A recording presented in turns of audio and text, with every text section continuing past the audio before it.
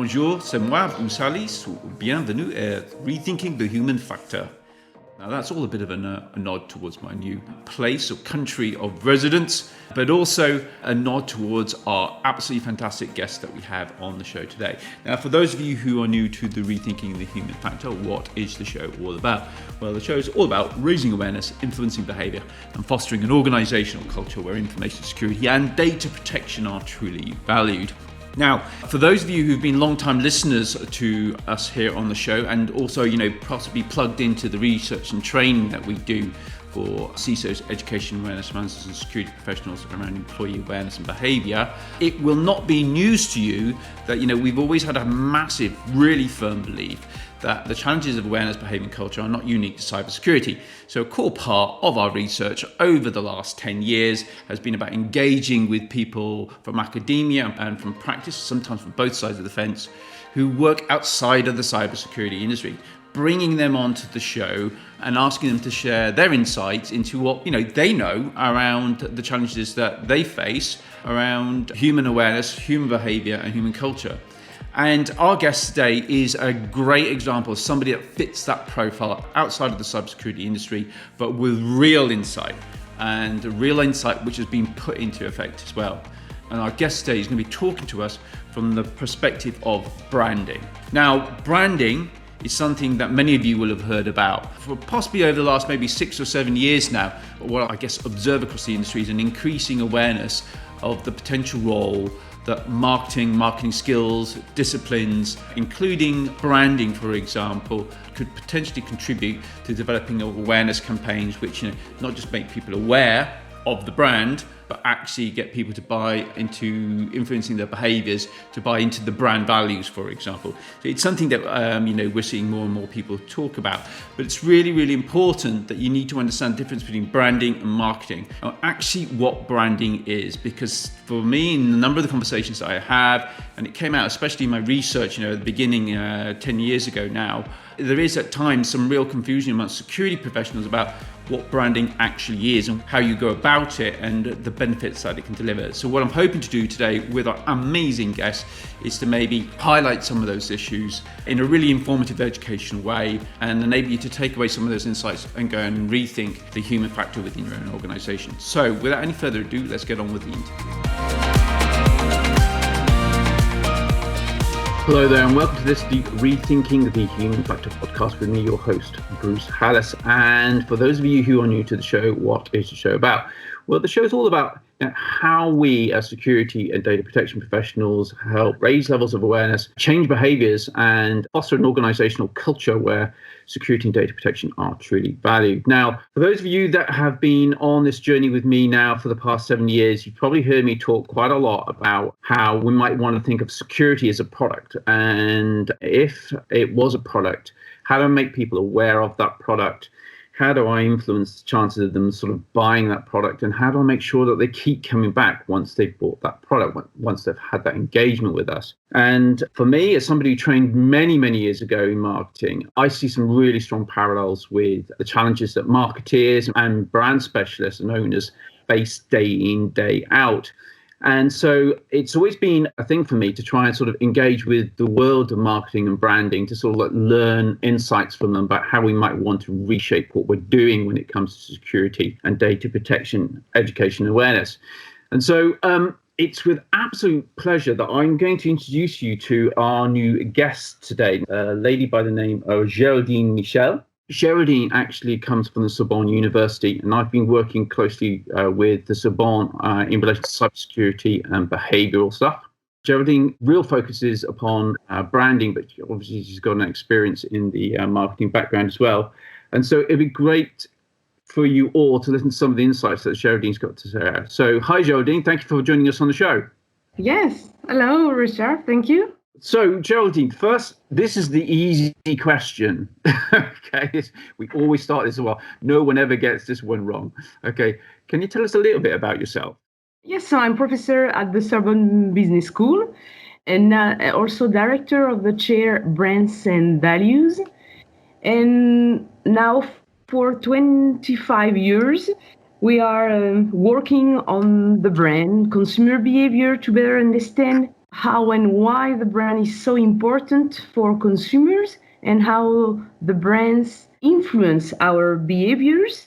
Finally, we recognize that the brand is something more than a logo, something more than advertising, and the brand vehiculate values, ideology that help people to have a sense in their consumption and meaning in their consumption is the most important way for us to continue our research about the branding. Okay, so I'm going to just pull you back to something. So you mentioned there that you were the director for brand and values. When you say values in that context, what do you mean by values? I mean, values are meaning like benevolence or innovation that are like a red line to understand your behaviors. I mean, values uh, are red lines to help you to know what you can do and what it's not possible to do. And you can do and you can act and you can accept something when you stay consistent with your values. And so it's why the values are not only words in the communication, but something very important to help people inside or outside of the organization to yes to help us to know what is the most important for us and to give us meaning.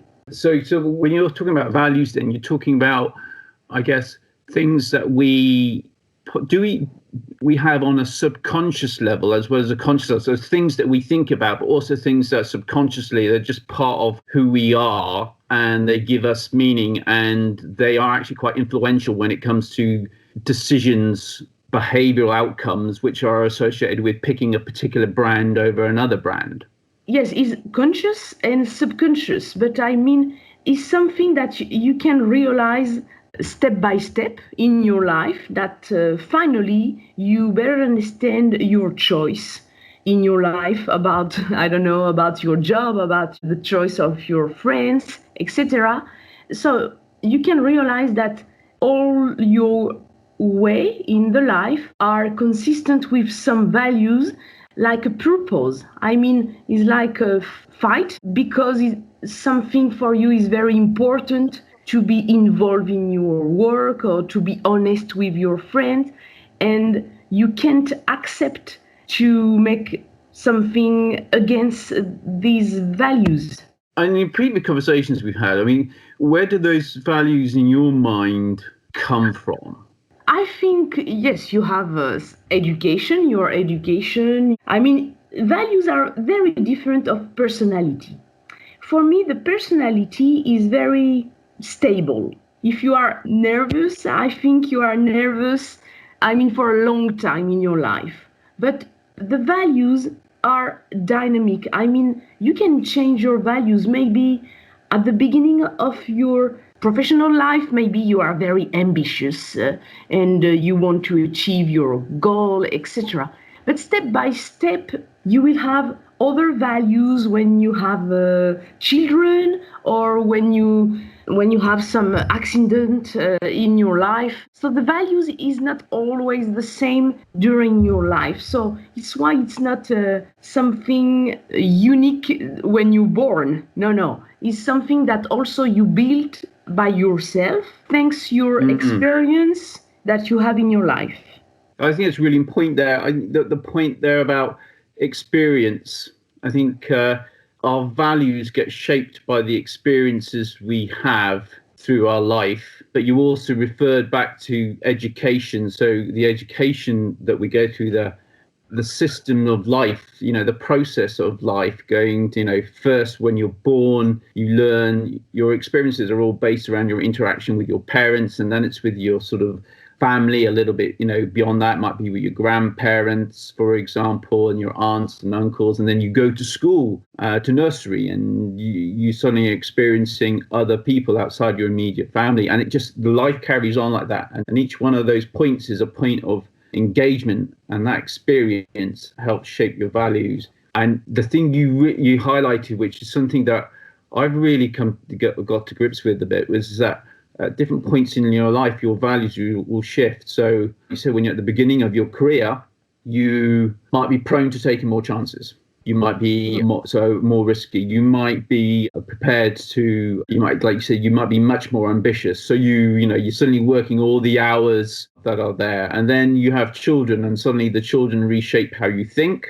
And then people get a little bit older and they're approaching retirement. Their priorities seem to be very, very different. So do you think understanding that is a really important factor when it comes to building a brand? Something for marketeers and for brand owners, that understanding who you're appealing to and at what point they're at in their life and what are the values that are most prevalent at that point is going to be of importance. Yes, it's very important, but more for the brand. I mean, I don't know about the people that they are working for or in the brand, but when you manage the brand, you have to think the brand as a person. So it's why that this person have to incarnate values. So it's why you have to think of the values of this brand. Now you have another case. If you are founder of your business, in this case, you are the brand. And in this case, your values influence and are incarnated in the brand. And in this case, it's very helpful for everybody to be very clear about these values and purpose, to know what is the vision, where we want to go, and why we are here. I mean, the reason to be is the most important, to know the reason to be of the brand, of yourself and your business, to know how to engage and to give meaning to your employees, and also to give meaning to your clients. So yes, values are very important to manage the brand. So here's a question. I mean, you've very nicely drawn a line there and pulled an illustration out of where you've got a founder of an organization. You could even say, the modern day chief information security officer within an organization. So it's the first time the role's being created within the organization. It's a new department. It's like a new company. It's a new brand within the overall organization. So the founder, a lot of the values associated with the brand come from the founder. Okay, so do they, once the founder starts to employ people around themselves to sort of take their vision and to implement it, do the values change? And the reason why I'm asking this question, when you think about high-end luxury goods, okay, so think of Louis Vuitton, for example, you often have one person who's like the inspiration, who's like, the founder, who is like the chief designer. This is the person that's out in the public domain, really out there. And everybody looks to that individual as, setting the brand. They are the brand. And then they have a big team of people who are responsible for actually implementing the brand. Do you sometimes find that, when you move from having just a founder of a small setup to suddenly a founder who's now got a big team around them, the brand changes at all? What are the problems that happen at that point? That's right. The brand is the soul of the company. When you change the director or artistic director, for example, in the luxury house, you have to be sure that both the new artistic director, etc., understand and incarnate these values, even if the products, the actions are different, because you can act differently the same values. So you can keep the values, but with different products, different styles, different designs. And it's why it's also very important for luxury house to change sometimes of the artistic directors, to give a new age, to rejuvenate also the brand, but with the same values. And also these values are also, like I told you before, dynamic. Also, it's dangerous if we think that, okay, we are red or we are green and we stay red or we stay green and we employ only green people or red people, etc.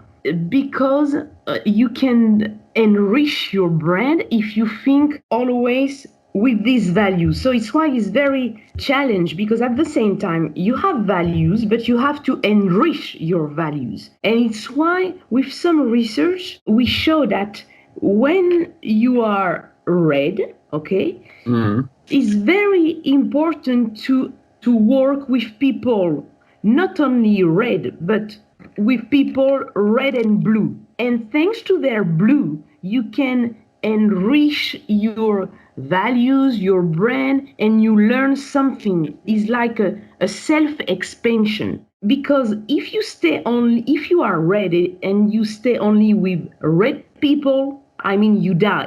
Because always you have to enrich this red. So it's why always you have to be open with other values, with other manner to do, but keeping in mind root.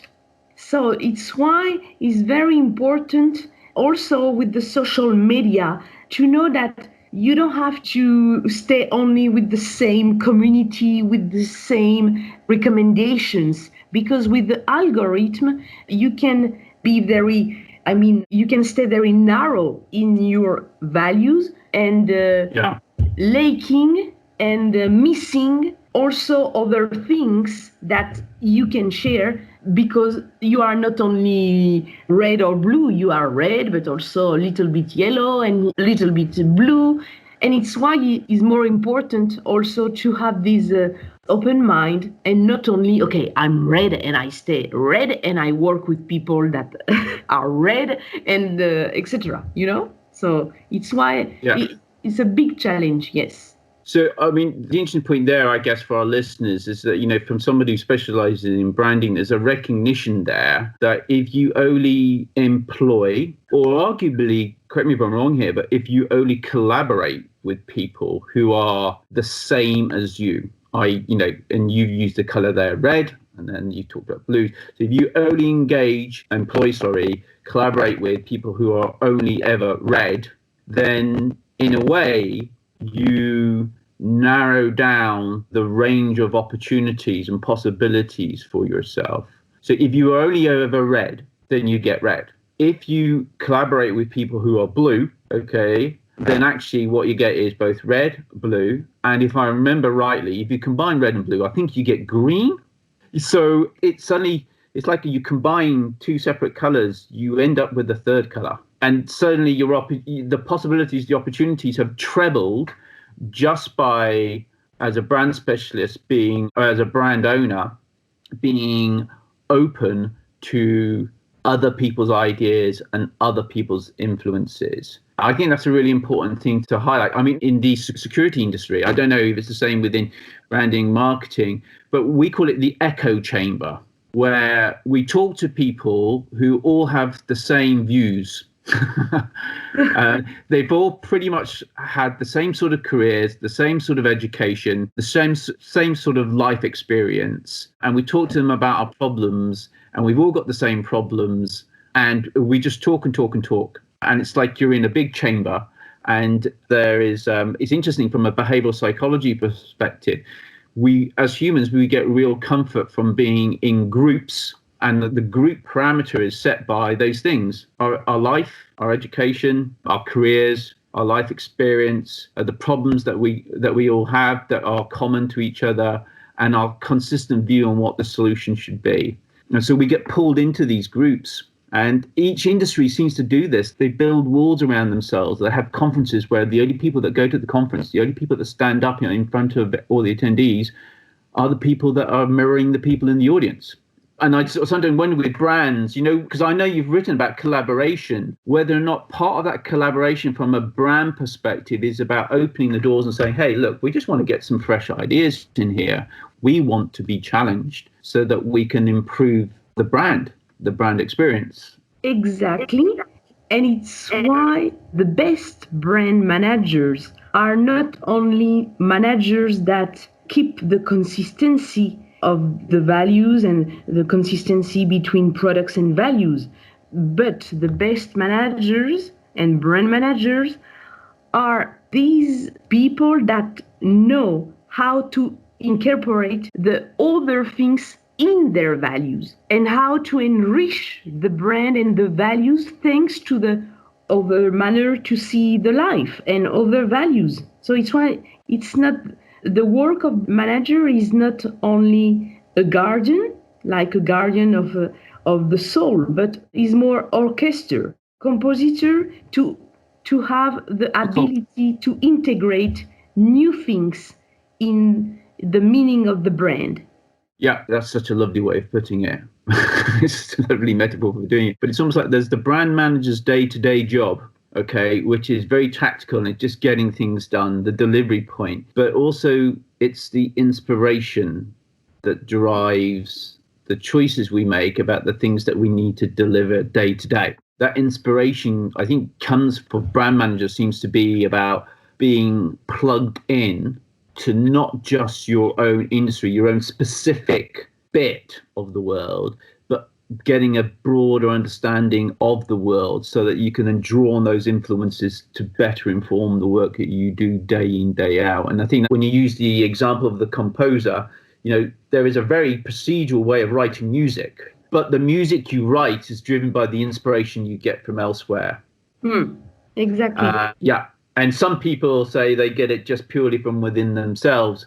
But for me, I wonder whether or not there are, actually, when people say it just flows from me, and it's like, is it from you or is it your experience of life, which then enables you to, let that flow out, let that inspiration happen. So, yeah, and I think that's really important, defining that there's almost like there's two elements to what makes a good brand manager. So I'm going to ask you this question. What's the difference between marketing and branding? If I use two sentences, I can say marketing is I make what you expect, and branding is if you love me, follow me. It means that in marketing, you study the consumer needs, the consumer expectations, and you try to answer to these needs and to satisfy these needs and expectations. And people like you because you do what they expect. But in branding, you don't ask to people what they expect, but you are your values, your purpose, your reason to be. You are very convincing in your vision of the world, the vision of the market, of your product, and you impose your ideas. And then, if you like it, if you love my products, follow me. So, in branding, you start with values. You don't start with the needs of consumers. Market research and understanding your customer to a certain degree, I would have thought. Yeah. Sometimes the people, they don't know really what they want. I mean, even if they tell you some answers, they are not experts of everything. It's why the vision of the computer of Steve Jobs was better than what the people can dream. So it's why he became a leader. Because his vision was better and was in advance of the expectation of consumers. So what is interesting here is for the listeners is we've got this sort of, the brand is about the values, it's putting those values out there, and it's about delivering on those values and then attracting people who will share those values. Whereas the marketing side of, when you think about marketing, it's actually about holding a mirror up almost to your market, your audience, and trying to understand what it is that they want. But the point you're making is they don't necessarily always know what they want, and that actually sometimes what they say they want and what they actually need are two, sometimes slightly and sometimes quite significantly different things. Part of the marketeer's responsibility then has surely got to be to listen to that feedback, is to design ways of getting that research which reduce the bias that people have of saying this is what I want when actually they want something else. And then when they get that data back, is to try and interpret that data in a way to say, well, is how much of this is actually about what they think they want and how much of this is actually about what it is that they actually need. Is that right? Yes, exactly. Yes, exactly. But something more, another idea, but listening to you, I realize that I speak a lot about values, and that's right, that brands, the roots of the brand are values. Values don't mean storytelling. It's not only about words and meaning, it's also about actions, act, engagement, involvement, and proof that you act what you are and you act what you say. And today people expect actions and real proof. So it's like authenticity. So it's something that often when I go around organizations helping them with these challenges, often I also say, well, does your organization have clear values? And they'll point out, people talk around and go, oh, they point out these posters that you see on the walls, and they're normally in nice frames, and sometimes they're distributed throughout the organization. Sometimes they're just really, on the floor with all the senior management team. And they'll talk about, vision, innovation, et cetera, and there'll all be these value statements. But it's one thing to have statements. But I think the point you're making is that for the brand values to be authentic, and authenticity is really driving a lot. I mean, you think a lot of what's going on in terms of engagement with content, marketing content, for example, brand content, is about authenticity. People are drawn to the authentic brand, and that authenticity comes through the actions that you're talking about. It's like, yes, you say that, but what are your actions? And is there a gap? Is there what I call a dissonance between what you say and what you do? That's what you're getting at, isn't it? Yes, is authenticity, but also legitimacy. You are legitimate if you act and your values are in the same line. The legitimacy, and you can be perceived legitimate in your market, in your action, also for your individual life. I mean, a person can be legitimate, I know, it's that whole thing of when people inspire for the front. So, I mean, this is a slightly politicized comment that I'm about to make, but in this time of COVID-19, how many leaders in society have said one thing in terms of how everybody should behave and then gone on to do something contrary to that themselves? Yes.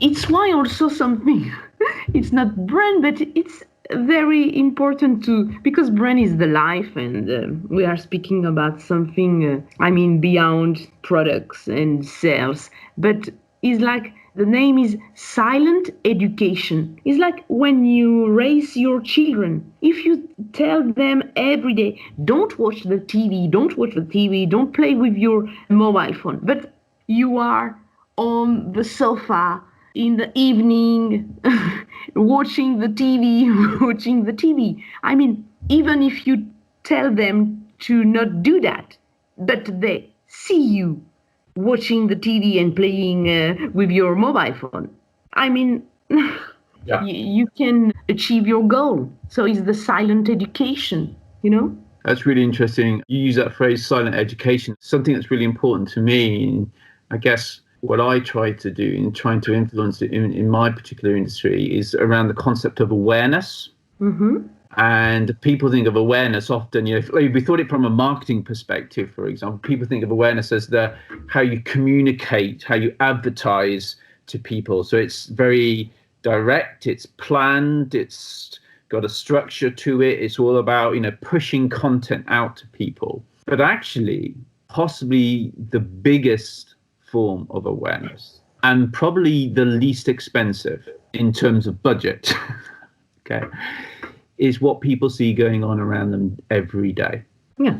So, from a brand perspective, you can invest very heavily in developing a brand and then sharing that brand. And a lot of people possibly listening to this podcast would think, okay, so that's about finding, what channels, this is my audience, what are the channels that it's best to communicate with them upon, and then developing content. You push, the brand comes alive through those channels and the content that you create, all those types of things. But actually, a lot of the awareness actually happens when people just carry out their lives as normal and they experience the brand or a product from a particular manufacturer with a particular name. And so a lot of that awareness is actually what I call below the line. From a marketing perspective, they often talk about above line marketing, and then you have below line marketing. And below line marketing is that bit where it's, people just experience the product. It's not in a structured way. It's a case of, having a chat with a friend who's got the product, and they turn around and go, oh, it said this, but actually it turned out to be pretty poor quality product. Or, they're there and they watch somebody who's got those shoes on and actually go, they really, really go well with those jeans that you've got on. And it's just all those experiences which are what I call below line. They're unstructured. There's something that you can barely manage. And it's a bit like you're saying there, as an adult, you're trying to pass values on and educate children. But if you're then going on and doing exactly the opposite, it's like, what is it that influences their behavior? Is it what you say or is it what you do? And often in business and even governments, etc., they say you lead from the top. So if the chief exec is doing this, but the policy for the organization says something different, what do people do? Do they follow the policy or do they follow what they see coming from their leaders? So I'm going to ask you a question now, because I'm just conscious of time that we got, because you've got a lot to be doing there at the Sorbonne. The difference between, branding and something you said is more than a logo and advertising. Okay. So I've often come across, as part of the research, people will talk to them about marketing and branding. They often think of, when I say branding, they sort of point the finger at this logo that's been created. And for me, I immediately think, okay, they haven't quite understood what branding is, and that the logo and advertising, it isn't just that. So can you just expand upon that? That is the logo part of the brand? What role does the logo play in the branding? But also really try and paint the picture, which is that it's a small part of a bigger challenge. The logo, the slogan, the color, so all the communication for me is only the expression of the values. So it's why if you choose sometimes the logo before thinking about the meaning of the brand, is a mistake. And sometimes a big mistake, because the first goal of the logo is to express your values, meaning. So it's also the slogan. Everything has to be thought, regarding your values. Okay. Now, see, I'm an absolute believer in what you're saying there. I think often when you look at organizations, you go, okay, well, you've got a brand and you take the values, then drive everything about the organization. That could be, what does the logo look like? But it's also about how do you deliver on those values. So even the internal processes within the organization are very much driven by the brand and its values. So if there's an emphasis upon service and quality and doing the right thing, then all those three statements, there are processes to deliver it. It's almost like defining the value is an objective, and you design your business processes to achieve that. So you might have a logo, but then you've got to deliver on those values, and that's about processes, surely. Yes, and you are right. I forgot the most important thing. The product or the service is the first expression, the first proof of your values. It's why the quality, the features of your product have to be thought and have to be analyzed regarding your values. Yes. So how do you normally go about trying to ascertain your values? It's a really strange question. Imagine you're a brand manager, okay? Yes. That's the job. And you've just been recruited into a new job for a new organization and to head up the brand. What is the first thing that you do when you take that job on? So there is a brand in place. Well, you assume there's a brand in place, but it's not the brand that you built. So when you first join an organization and you're responsible for that brand and getting people to buy into the brand, to buy into their values, and then to use that to influence their behavior, what's the first thing you need to be doing?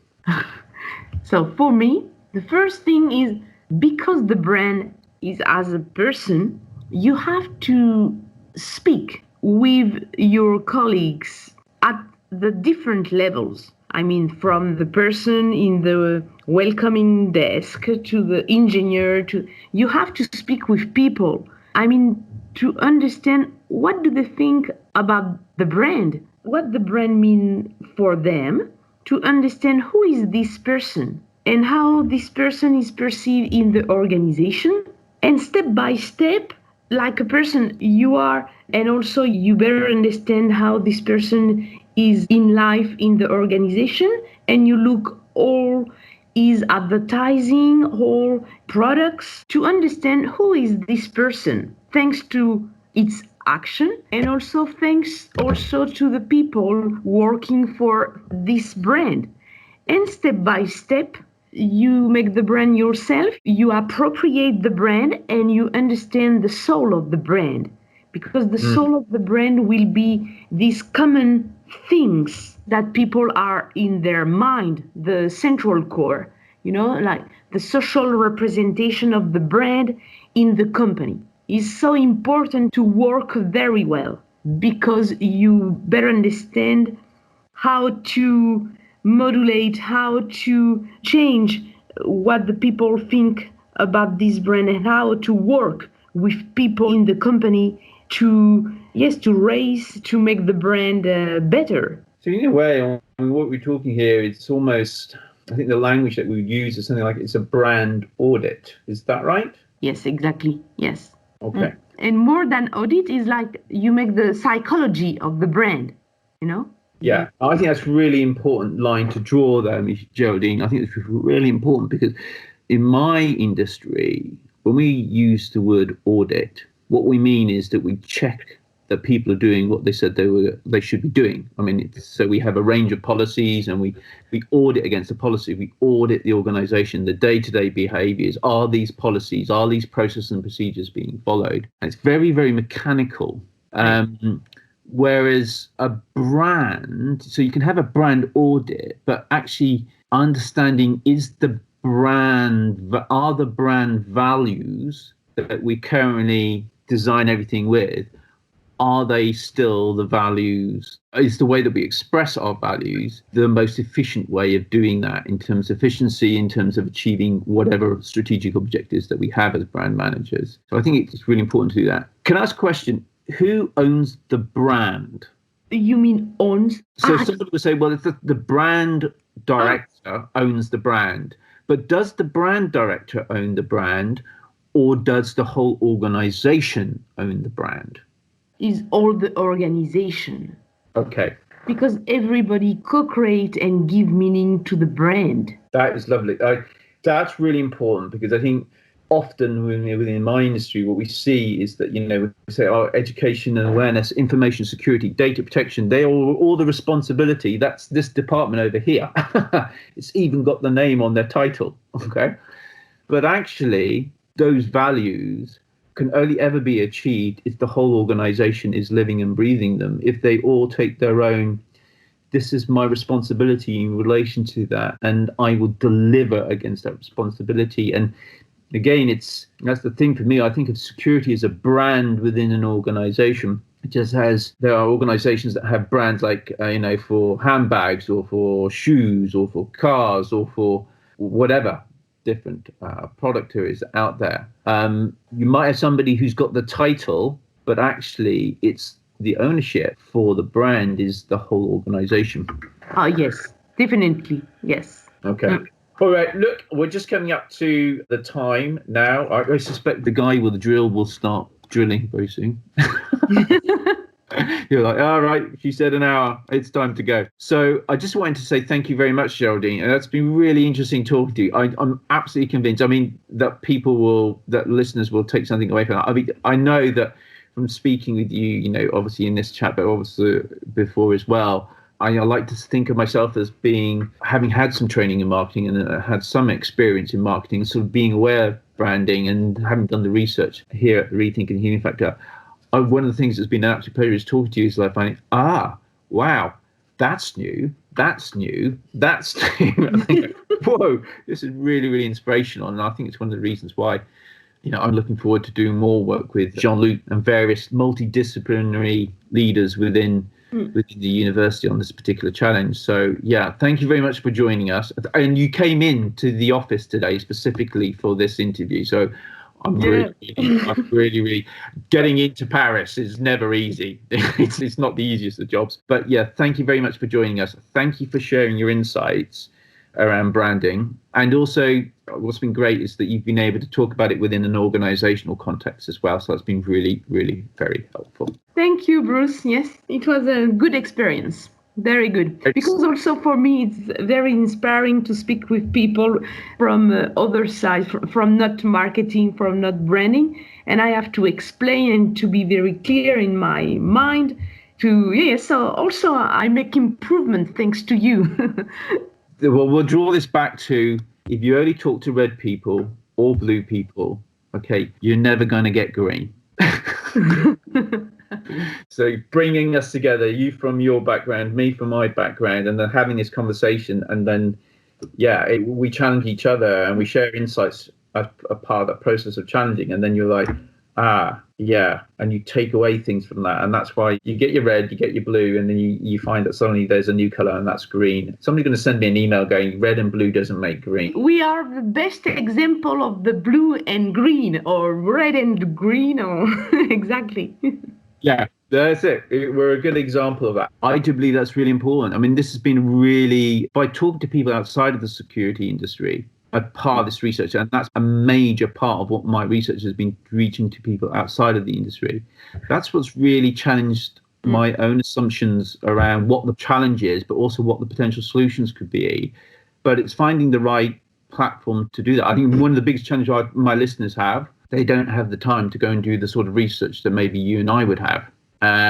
They're often fight what we call firefighting. So they're doing the operational day-to-day things. When we've done research with listeners, because we're looking to run a summit ourselves, one of the problems they always report to us is that they do not have the resource, the capacity, the time, the budget, whatever you want to call it, to sit back and to think and to be open to discussions with lots of other people, and to then have time to consume that in a way, in a meaningful and structured way, which then enables them to think about how they can improve what it is that they do day to day. And that's why I think it's important. That's why I think academia has a massive role to play in rethinking the human factor. But I also think practitioners have a massive role to play as well. If you can get enough of the practitioners' time and get enough of them around the table, or around the microphone in this case, then it helps people rethink. And that's what the podcast is all about. It's about rethinking the human factor. So, it's lovely to have you on the show, and we're hoping to get a couple of more people from the university on the show as well in the coming series. So thanks again for your time, and it's been an absolute pleasure. Yes. Thank you very much. So I hope you really enjoyed that conversation we just had with Geraldine. Now, Geraldine runs the whole branding piece at the Sorbonne University. So that's not just training undergraduates and postgraduates as well. It's also about their outreach work within the industry. And I think what's really fascinating, when I first started speaking to Geraldine, and she's talking about things very much from that sort of branding perspective, and then you sort of ask the right questions and position things in the right way, which is a marketing exercise in and of its own. Suddenly there was just these moments of magic, speaking with Geraldine, even before the interview that you've just listened into, where, there was a degree of synchronicity. There was an understanding going on between sort of an information security professional, somebody like myself, and then Geraldine, who's, when it comes to branding, you just don't get much better in terms of overall knowledge about, not just what's happening now, but what's happened in the past. And she uses that to sort of better judge what the future could be looking like as well. So yeah, for me, I really, really enjoyed having that conversation with her. And I hope that there are several pieces of really nice golden nuggets for you to take away, and to sit back and rethink the human factor within your own organization and the potential role that branding could play in driving employee awareness, behavior, and culture. Now, if you find that sort of stuff interesting, how do you make sure that you don't miss out on any future episodes that we have? Well, I guess the first thing that you can do is subscribe to your podcast, your preferred podcast platform, Spotify, Apple Podcasts. The other thing that you could do is just, tune into our social media accounts at Rethinking the Human Factor, or my own personal social media account, which would be on LinkedIn or on Twitter. So just look out for Bruce Hallas. The other thing you can do is just regularly visit www.re-thinkingthehumanfactor.com website. And there you have access to the whole archive, which is coming up to now 50 separate episodes. And you can even subscribe there to receive updates on when the new podcast episodes are out. Now, if you find this sort of stuff really interesting, you're like, okay, this is great. There's lovely bits and pieces of theory here. It's stimulating me to think slightly differently. How do I bring this all together so I can start rethinking the human factor within my own organization? How can you do that? Well, the good news is, since 2017, I've been running a number of training courses and coaching programs. And in this year, 2021, we actually provided the update of that. And so now we've got a training program which starts off with our Rethinking Human Factor Foundation course and culminates in you becoming a certified human factor architect. And another option you can have if training just isn't enough and you want real support on an ongoing basis, we also have a coaching program as well. The thing that's really great about what we're trying to do with the training is that whilst we're based here in France, in Europe, we're trying to make sure that this insight is available to a more broader audience in different time zones. So that training is also available in US time zones and also Australian time zones as well. So if you're listening from the US or you're listening from Australia and you want to sort of do some training, which is going to broaden your horizons in terms of how you rethink the human factor and then sort of use that human insight to sort of drive how you design with the human in mind, then please go and check out our training page at re-thinkingthehumanfactor.com/training. Come and register for the webinars, which are also run in different time zone, and come and find out about what we're trying to do to help you and your team design education and awareness programs which really, really demonstrably go around changing employee awareness of behavior and culture. Right, anyway, it's been great to have you here with us on the show. Really look forward to have you come and join us in a couple of weeks' time where we've got another absolutely fantastic episode as we're running closer and closer towards the end of the series. Thank you for joining us, and just remember, keep rethinking the human factor.